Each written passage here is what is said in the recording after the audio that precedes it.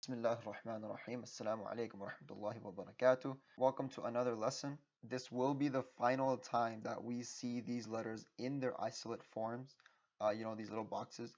After this lesson, it's just straight up words, sentences, phrases from here on out. So this is the last time we will see the letters separated like this. So in their isolate forms, we're going to be talking about a concept called Tashdeed.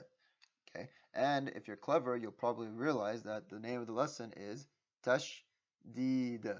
Tashdeed is a concept where you're putting two things together. This time we're putting the concept of sukun and harakat together. What tashdeed requires is that we connect the letter and then we release it with a fatha, kasra, dhamma, fathatain, kasratain, dhammatain, whatever is on top of it.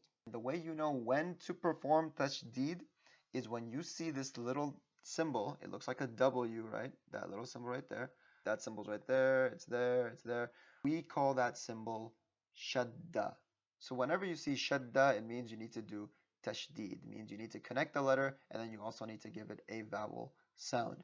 So I think it'll be a lot easier if I just give you an example. So let's look at this one here is a and ba. So I would connect them just like there's a sukoon, right? Ab. And now you see that there's also a fatha on top. So now I have to say ba. So I'm going to be saying, let's do it again. Abba. Notice I connected it and then I recited the fatha sound. And so there's one more thing to mention before we actually continue is that when you connect it, you actually have to put a little bit of force into it. So observe, you would say abba. Okay, so a little bit of force, you kind of hold it for a little bit, it's kind of like sticky, right? Abba. Okay, so the next one, ibba, ubba. You notice that I'm holding it just for a split second and then releasing it. Notice that I'm not doing qalqala even though it's a ba because we only do qalqala on the 5 letters only if there is a sukun. In this case we have shadda, so when we hold it we want to stick it and then release. So this time I'm not going to read it twice, I'm actually just going to say the box straight up. Hopefully by this point we should be familiar with all the letters. The only new addition to this lesson is the little shadda symbol, that little W. Just be prepared to connect the letter, to release the letter, and then to also make sure when we connect the letter that we're sticking it for just like a half second. Okay, so here we go. Atta, itta, utta, atha, itha, utha, ajja, ijja, ujja, aha, iha, uha, akha, ikha, ukha, adda, idda, udda, adda, idda, udda. Okay, cool. Let's go ahead and finish this page off. Arra, irra, urra, azza, izza, uzza, assa, issa, ussa, asha, isha, usha, assa, issa, ussa, adda, idda, udda. So that's really it for shadda. Remember that it can show up on any letter. Before I wrap up this lesson, there are 2 examples that are not being shown here, and those 2 examples I will show you. So let me just pull up this thing right here. So the 2 examples that we did not see was the noon with shadda, right? And the meme with shadda. These 2 did not show up, and the reason why they probably didn't put it in is because these 2 letters have a completely different rule attached to them. Remember earlier how we were holding those letters for like half a second when we did the shadda?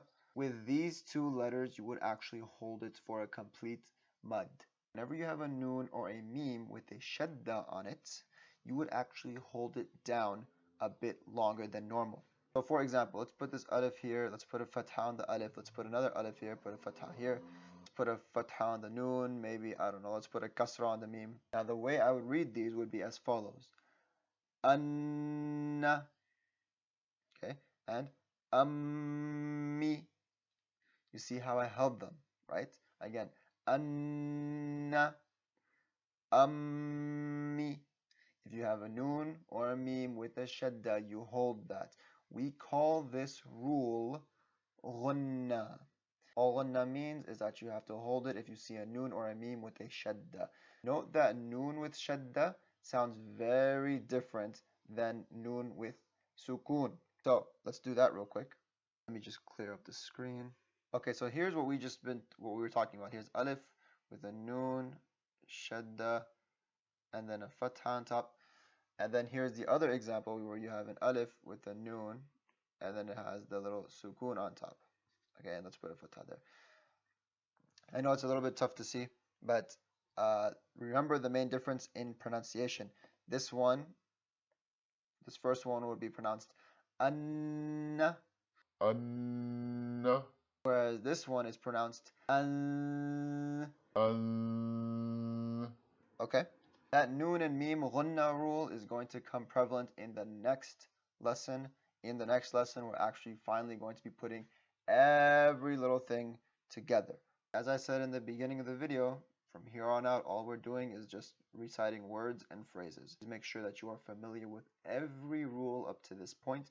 If you forgot the ghunna, if you forgot the ikhfa, if you don't maybe forgot qalqala or any of these things, whatever we covered, go back and study those videos. Maybe you don't like the way I explained it.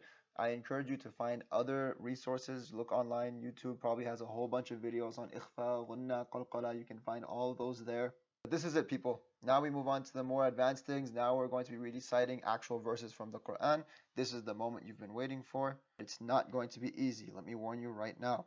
Remember to purify your intentions. Advance with Allah's help. And inshallah, I will do whatever I can to make sure that you're able to complete the rest of this book successfully, inshallah. As always, please keep me in your du'as, and I will see you guys in the next video, inshallah. Assalamu alaikum wa rahmatullahi wa barakatuh.